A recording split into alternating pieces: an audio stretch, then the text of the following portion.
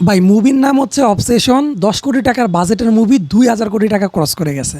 So আপনি literally চিন্তা করেন যে হলিউডে 10 কোটি টাকা একটা কোনো টাকাই না আসলে, ঠিক আছে? সেইখানে এই 10 কোটি টাকার মুভি 2,000 কোটি টাকা ক্রস করে গেছে, মানে কি পরিমাণ হিউজ লেভেলে কামাইছে এবং এখনও কামাইতেছে এই অবসেশন মুভিটা। এই মুভিটা বানাইছে একজন ইউটিউবার, ঠিক আছে? একজন ইউটিউবার বানাইছে এই মুভিটা, এত কম বাজেটে এত বিগ স্কেলে প্রফিট করতেছে, হরর একটা মুভি।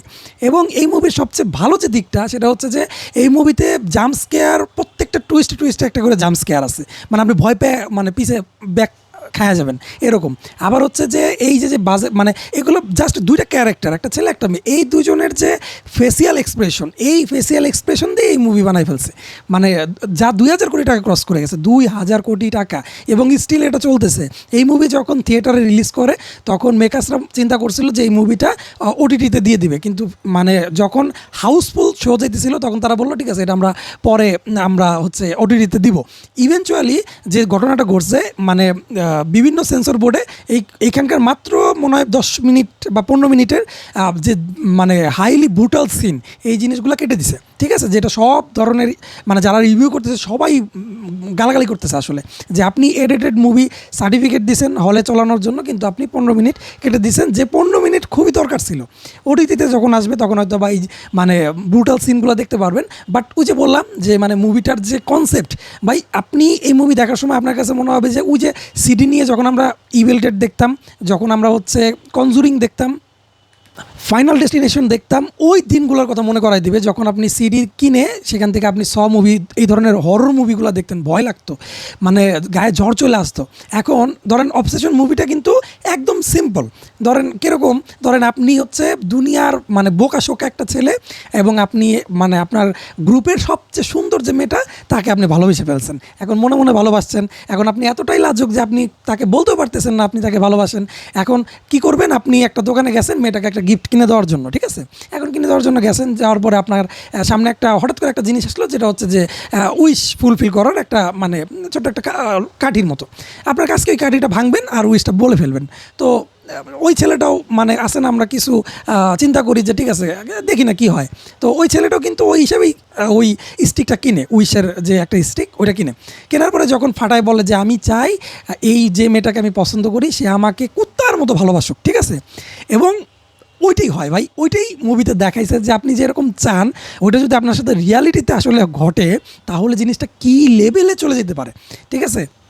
আপনি ফোনে কথা বলতেছেন, মেয়ে সন্দেহ করতেছে যে আপনি কার সাথে কথা বলতেছেন, আপনি চান মেয়ে আপনার সাথে আগ বাড়ায় কথা বলুক, আপনি চান যে মেয়ে তার বাবার ব্যাপারে মিথ্যা বলুক, মিথ্যা বলে আপনার সাথে ছুঁটা পালায় যাক, ঠিক আছে? আপনি যা চান মুভিতে তাই দেখানো হয়েছে, কিন্তু আপনি যতটা ফ্যান্টাসিতে চিন্তা করেন ওটা যখন রিয়ালিটিতে ঘটে তখন আপনি আর নিতে পারবেন না, ঠিক আছে? এই জিনিসটাই হচ্ছে মুভিতে দেখাইছে।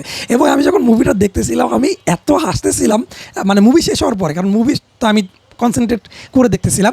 মুভি শেষ হওয়ার পরে আমার একটা ঘটনা মনে পড়লো আমার ভার্সিটি লাইফে।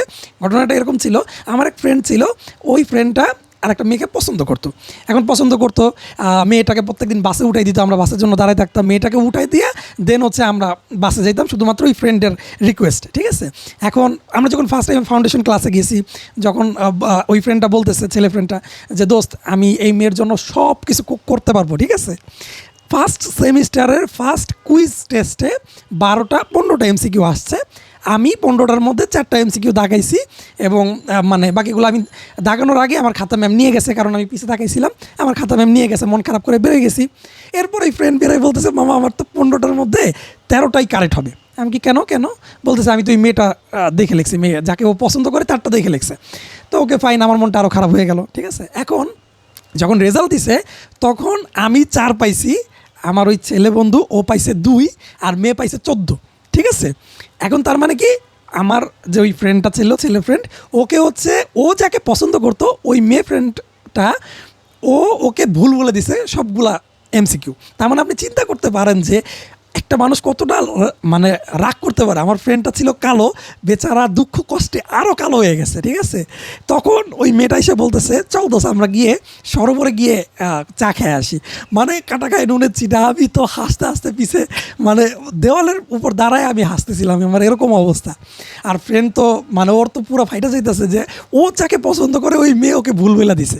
আর মুভিতে দেখায় ঠিক উল্টাটা, মুভিতে দেখায় যে ঠিক আছে মেয়েটাকে পছন্দ করে, ও উইশ করে এবং মেয়ে ওর প্রতি এতটা অবসেস হয়ে পড়ে যে আরেকটা মেয়ের সাথে যখন কথা বলে, আমি একটু স্পয়লার দিতেছি, যারা মুভিটা দেখেন নাই তারা স্কিপ করতে পারেন এই অংশ। মানে ছেলেটা যখন আরেকটা মেয়ের সাথে ক্যাজুয়ালি কথা বলতেছে, ভালো মন্দের কথা, জীবনের সুখ দুঃখের আলাপ করতেছে, তখন কি করে, ও যে মেয়েটাকে পছন্দ করে, যার জন্য উইশ করছে, ওই মেয়েটা আইসা একটা ইট দিয়া ধাম ধাম ধাম ধাম করে বাড়ি মেয়েরা ওই মেয়ের পুরো মাথা থেতলায় দেয়। মানে এতটা ব্রুটাল সিন ছিল ওইটা, ঠিক আছে। মানে আপনি জাস্ট দেখতেছেন ধাম করে যখন এটা হবে, আপনি মানে কি বলবো, আপনি আকাশ থেকে পড়বেন, আয় হায় কী হয়ে গেল। মানে ছেলে এবং মেয়ের যে অভিনয় হয়েছে ভাই, মাথা নষ্ট। আর মেয়েটা যে অভিনয় করছে ভাই, এটা মানে জাস্ট অ্যাক্টিং, ঠিক আছে। কোনো এআই না, কোনো হাই সিজিএ নাই, কিচ্ছু নাই। জাস্ট আপনাকে আপনার ভিতর থেকে আপনি পরে বলবেন ভাই আমি আর কোনো মেয়েকে পছন্দ করবো না ভাই, এটাই আমার লাস্ট দেখা হরর মুভি, আমি আর মেয়েদের দিকে তাকাবো না, এরকম অবস্থা হবে আপনার মধ্যে। সো মুভিটা আপনারা অবশ্যই দেখবেন। হল প্রিন্ট দেখতে আমি মানা করব, যখন ওটিটিতে আসবে তখন আপনারা দেখবেন, কারণ তখন আমি আবার দেখব। রিজন হচ্ছে যে ওই যে 15 মিনিট মেন ছিল, ওই মেনটুকুই কেটে দিছে সেন্সর বোর্ড।